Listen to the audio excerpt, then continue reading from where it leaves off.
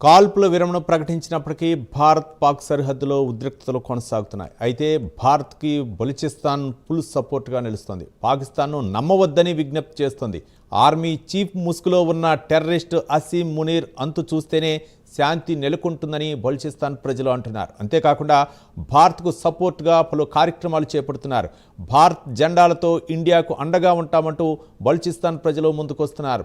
ఇందులో భాగంగా 6 కోట్ల మంది బలూచిస్తాన్ ప్రజలు భారత్కు అండగా ఉన్నారని ప్రకటన విడుదల చేశారు.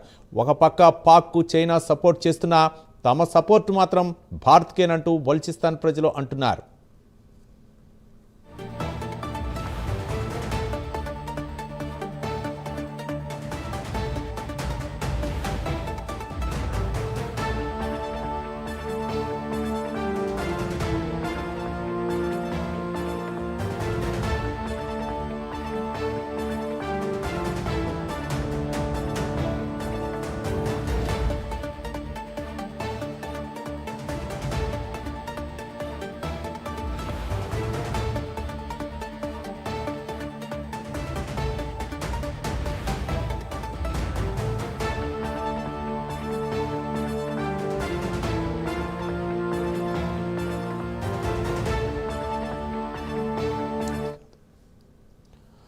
కాల్పుల విరమణ ప్రకటించినప్పటికీ భారత్ పాక్ సరిహద్దులో ఉద్రిక్తలు కొనసాగుతున్నాయి. అయితే భారత్కి బలూచిస్తాన్ ఫుల్ సపోర్ట్గా నిలుస్తోంది. పాకిస్తాన్ను నమ్మవద్దని విజ్ఞప్తి చేస్తోంది.